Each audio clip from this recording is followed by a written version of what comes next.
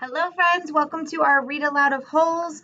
We are in the last few chapters here. So we finished our last chapter where Stanley and Zero had found the treasure, a stainless steel box, pulled it out, they got it up, and right at that moment, the warden had a flashlight and said, "Thank you, boys." So let's see what happens. The beam of the flashlight was directed away from Stanley's eyes and onto Zero, who was sitting on his knees. The suitcase was on his lap. Mr. Pendanski was holding the flashlight. Mr. Sir stood next to him with his gun drawn and pointed in the same direction. Mr. Sir was barefoot and bare-chested, wearing only his pajama bottoms. The warden moved toward Zero.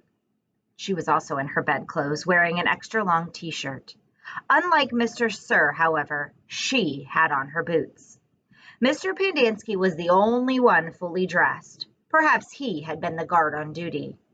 Off in the distance, Stanley could see two more flashlights bobbing toward them in the darkness. He felt helpless in the hole. "You boys arrived just in the nick," the warden started to say. She stopped talking, and she stopped walking. Then she slowly backed away. A lizard had crawled on top of the suitcase. Its big red eyes glowed in the beam of the flashlight. Its mouth was open and Stanley could see its white tongue moving in and out between its black teeth. Zero sat as still as a statue. A second lizard crawled up over the side of the suitcase and stopped less than an inch away from Zero's little finger. Stanley was afraid to look and afraid not to. He wondered if he should try to scramble out of the hole before the lizards turned on him, but he didn't want to cause any commotion. The second lizard crawled across Zero's fingers and halfway up his arm. It occurred to Stanley that the lizards were probably on the suitcase when he handed it to Zero. "There's another one," gasped Mr. Pendanski. He shined the flashlight on the box of frosted flakes, which lay on its side beside Stanley's hole. A lizard was crawling out of it. The light also illuminated Stanley's hole. He glanced downward and had to force himself to suppress a scream. He was standing in a lizard nest. He felt the scream explode inside him. He could see 6 lizards. There were 3 on the ground, 2 on his left leg, and 1 on his right sneaker. He tried to remain very still. Something was crawling up the back of his neck. 3 other counselors approached the area. Stanley heard one say, "What's going on?" and then whisper, "Oh my God." "What do we do?" asked Mr. Pendanski. "We wait," said the warden. "It won't be very long." "At least we'll have a body to give to that woman," said Mr. Pendanski. "She's going to ask a lot of questions," said Mr. Sir, "and this time she'll have the AG with her." Remember, Attorney General. "Let her ask her questions," said the warden. "Just so long as I have the suitcase, I don't care what happens." "Do you know how long?" Her voice trailed off, then started up again. "When I was little, I'd watch my parents dig holes every weekend and holiday. When I got bigger, I had to dig too, even on Christmas." Stanley felt tiny claws dig into the side of his face as the lizard pulled itself off his neck and up past his chin. "It won't be long now," the warden said. Stanley could hear his heartbeat. Each beat told him he was still alive, at least for 1 more second. Let's continue to 46. 500 seconds later, his heart was still beating. Mr. Pendanski screamed. The lizard, which had been on the cereal box, was springing toward him. Mr. Sir shot it in midair. Stanley felt the blast shatter the air around him. The lizard scurried frantically across his very still body. He did not flinch. A lizard ran across his closed mouth. He glanced at Zero, and Zero's eyes met his. Somehow they were both still alive, at least for 1 more second and 1 more heartbeat. Mr. Sir lit a cigarette. "I thought you quit," said one of the other counselors. "Yeah, well, sometimes sunflower seeds just won't cut it." He took a long puff on his cigarette. I'm going to have nightmares the rest of my life."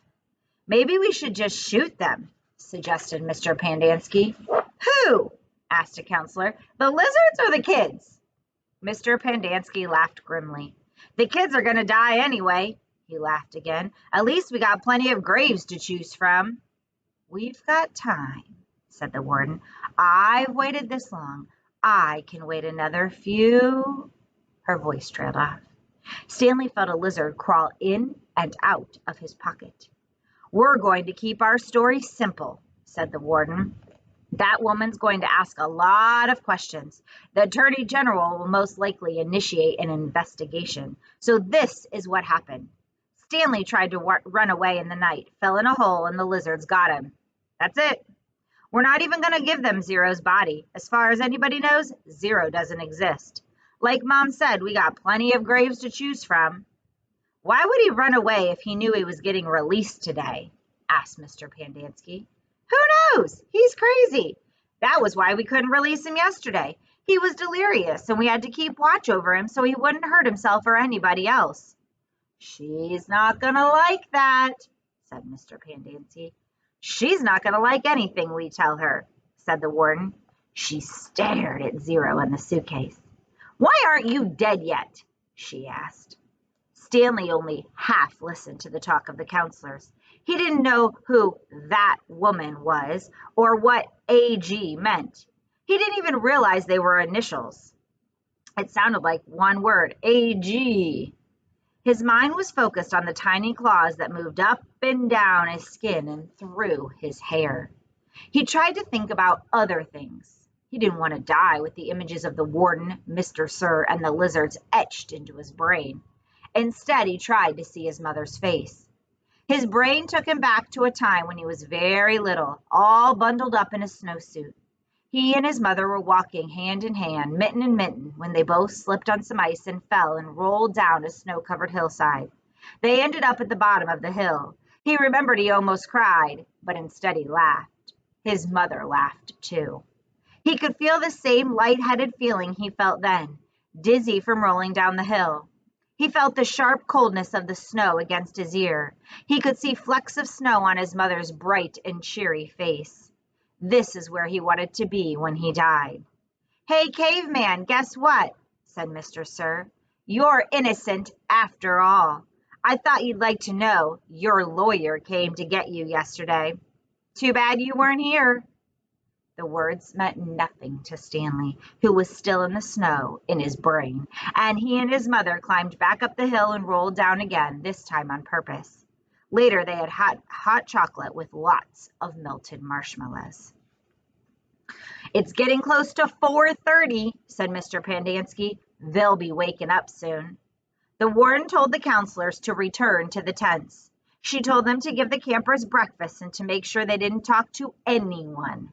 As long as they did as they were told, they wouldn't have to dig any more holes.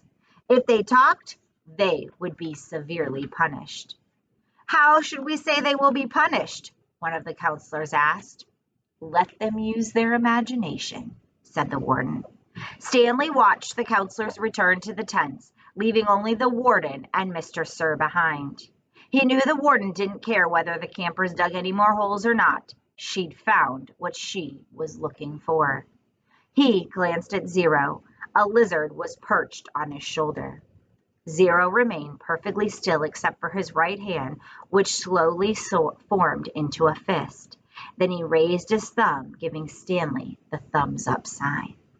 Stanley thought back to what Mr. Sir had said to him earlier, and the bits of conversation he'd overheard. He tried to make sense of it. Mr. Sir had said something about a lawyer, but Stanley knew his parents couldn't afford a lawyer. His legs were sore from remaining rigid for so long. Standing still was more strenuous than walking. He slowly allowed himself to lean against the side of the hole. The lizards didn't seem to mind. And that is the end of our 2 chapters. I will see you soon as we finish up holes. Have a good day, smile, and remember to be kind.